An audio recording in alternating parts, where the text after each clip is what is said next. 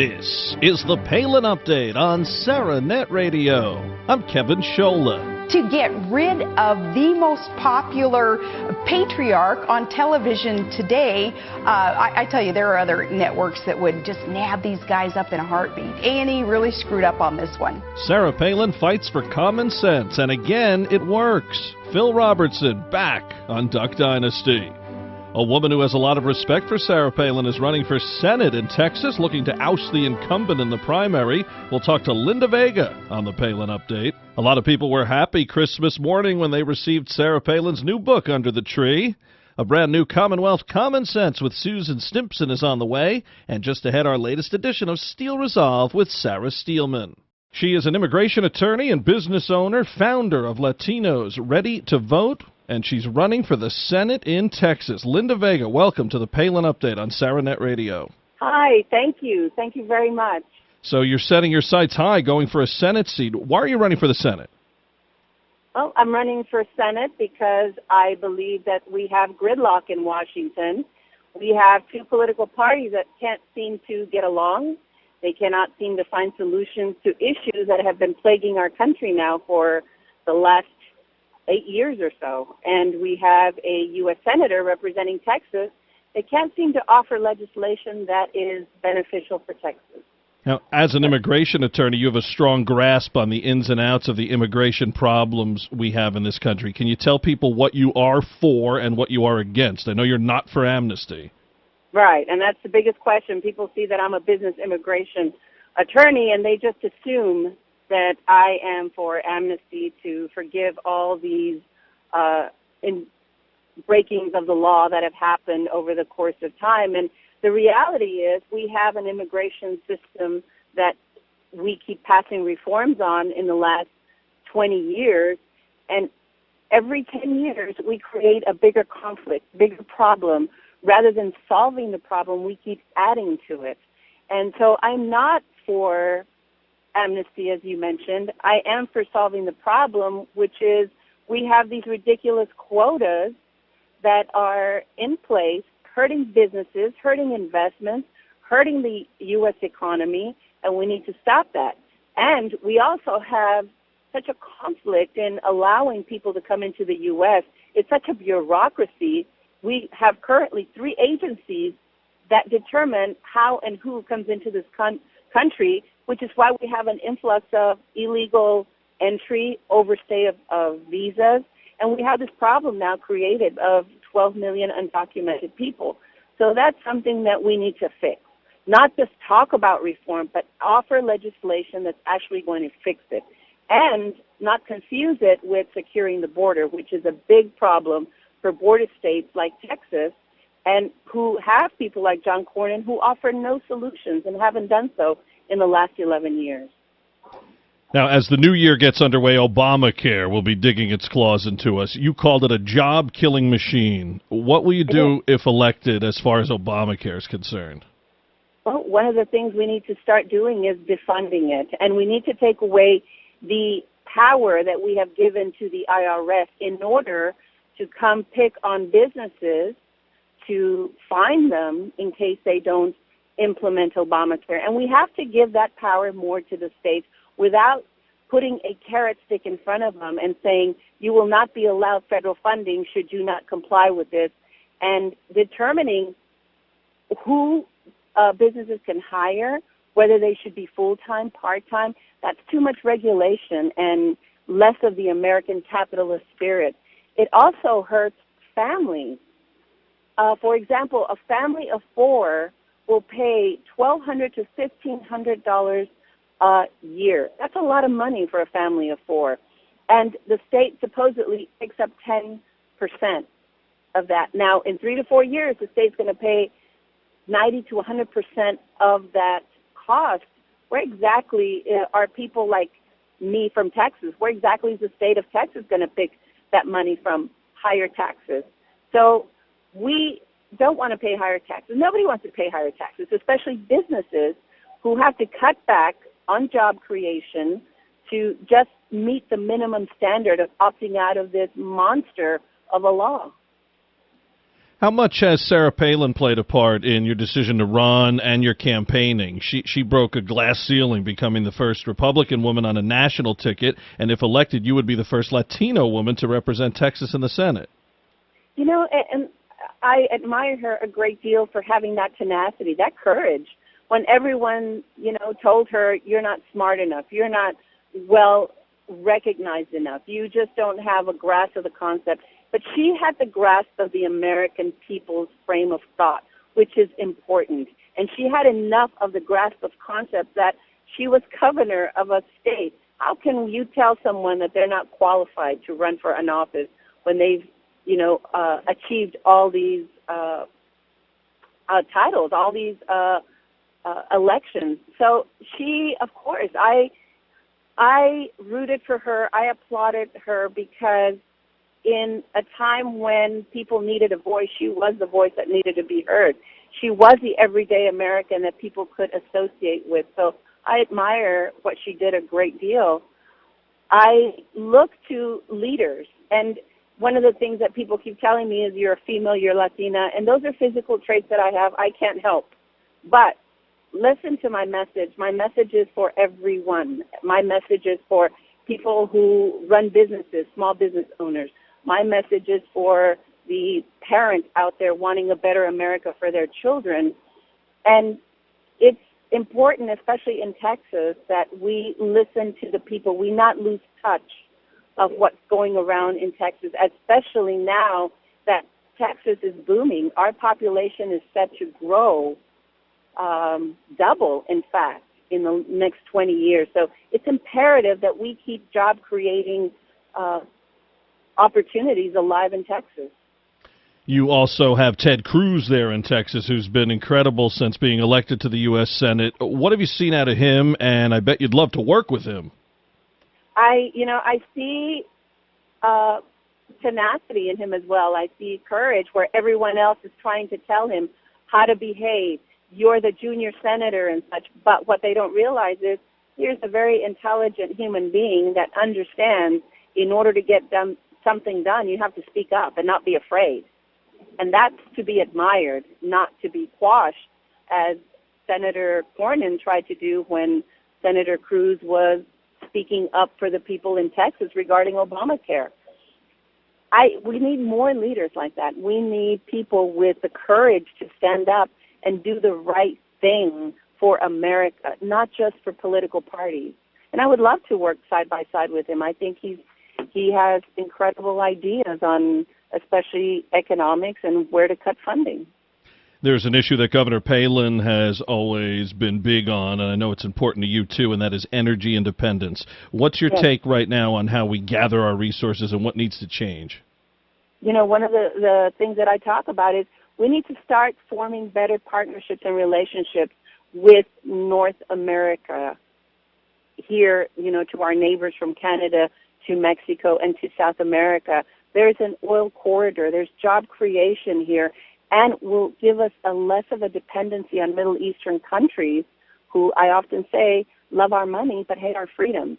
So we need to bring that dependency or that reliability with these new partnerships with people here or our neighbors, our countries that are friendly to the U.S., and talk about our democracy as something positive, and talk about our economic viability and our capitalism in a positive way.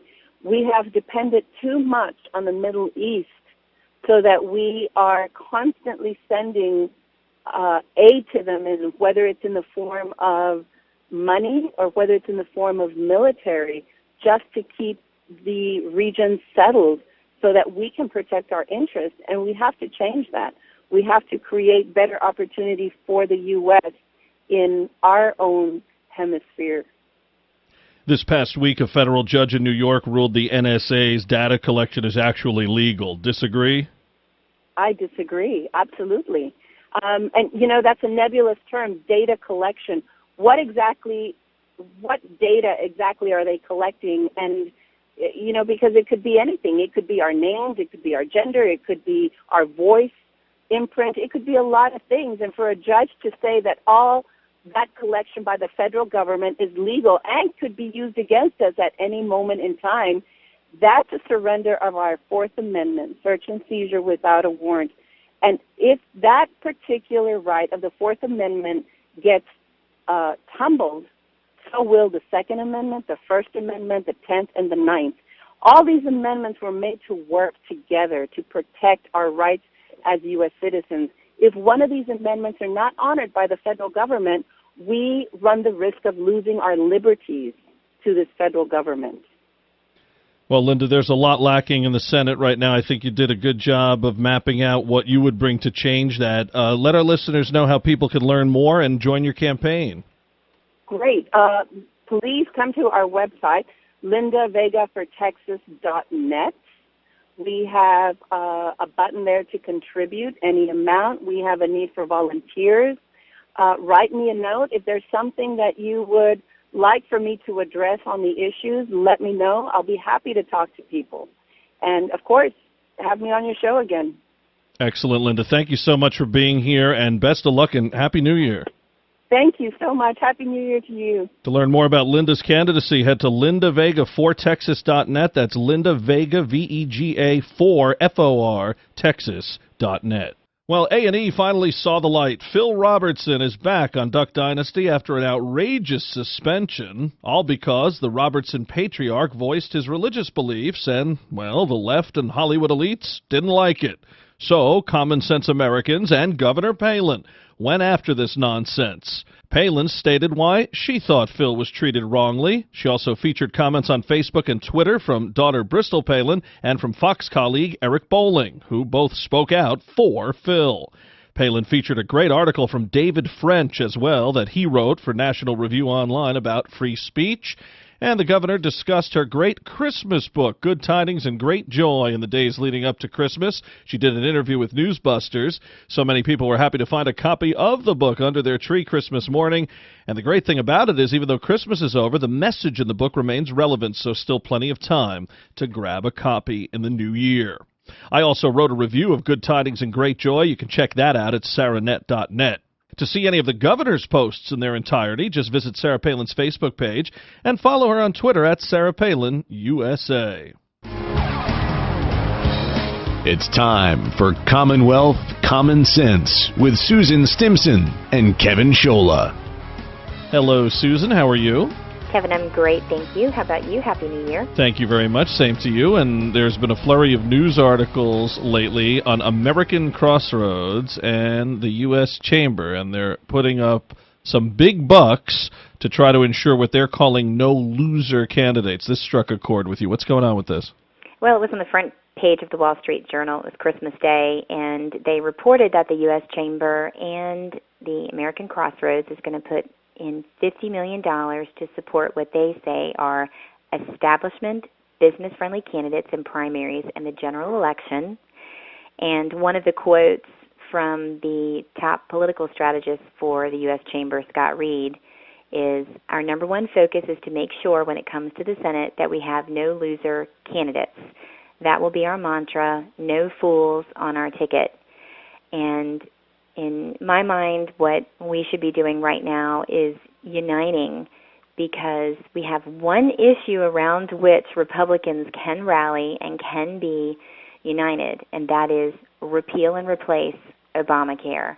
And why they're picking this fight when it's unnecessary, I do think it does tie back to 2012. There was almost $400 million spent on the presidential election and on Senate races and congressional races where they were the moderate candidates and they lost. You had George Allen in Virginia. You had Tommy Thompson in Wisconsin.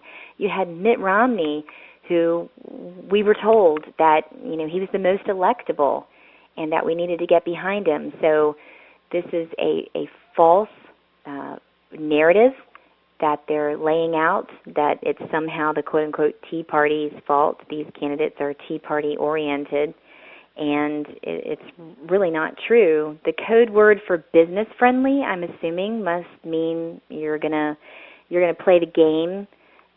You're going to be willing to raise taxes. I don't know. What does that mean? I know that Stafford County, under my chairmanship, jumped to number one in job growth in the Commonwealth, or actually this was at the end of 2011, so it was right before I became chairman, but they were business-friendly policies that we passed, and that was making it easier for businesses to do business in Stafford County. But apparently that type of candidate might not be exactly what these groups are looking for. Yeah, and I think also the other thing you look at when you hear business-friendly is what they're probably also saying is socially weak. Sure. That what they're talking about with the moderate candidates, in my mind, are those who are not willing to say, this is the right policy, this is what the creed says, this is what we believe, this is what we know works, and it's what is best for our country, and this is what we're going to lead on. They just want to elect people who are going to go along and get along, just to have Republicans in there. And let me be clear, I want Republicans to win, and I do laud the work of the people in American Crossroads and the U.S. Chamber. We've had some great wins, but we need to be careful here that we're not alienating the base of the party, and that's what this is doing. And it's also saying no Tea Party, and this is a Karl Rove deal again, right? A guy who, as we know, does not like Sarah Palin and does not like Tea Party candidates or Tea Party officials. I think that Mr. Rove has been very successful in many elections and has done great things for the Republican Party. I think that he needs to step back and work on uniting and being accepting of the grassroots who put in hours and hours of hard work to get Republicans elected. At the same time, these grassroots who have done this year after year after year now are saying, you know what, if we're going to work hard for you, you have to follow through on what you said you would do. And that's where we are at this moment. And instead of pitting groups against groups, we are Republicans, and we should be united around repealing and replacing Obamacare, because that is the real enemy to our prosperity right now. Oh, and they talk about no losers, you said. Karl Rove's a guy who's put up losing candidate after losing candidate, these moderate Republicans that he's gotten behind in the last election cycle. He also told us how Mitt Romney was going to win in a blowout, and he said some derogatory things about Governor Palin. So, I mean, this is a whole different thing from Karl Rove. I think we've talked about this with Christie and some other guys. I really think a lot of these guys, it's about, let's win and let's have things happen as long as I get all the credit for it. Well, it's about winning and having people that you can control. But the problem is running those type of elections and electing people who are just going to go along to get along ends up producing very destructive policy, and that's where we are right now.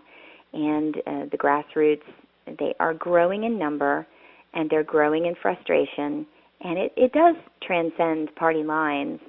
And I think that it is my hope, at least, that Mr. Rove will reconsider this digging in and this drawing of the lines and this epic battle that he seems to want to wage on his own party, and that we need to be united. And remember, while these types that Rove has backed have lost, we've seen Tea Partiers like Ted Cruz, like Deb Fischer, and then also in the Congress like Paul Gosar and Ted Yoho win. So, I think we know what America's really looking for. But, Susan, it's a great topic and something we'll be watching closely. Thank you, and again, Happy New Year.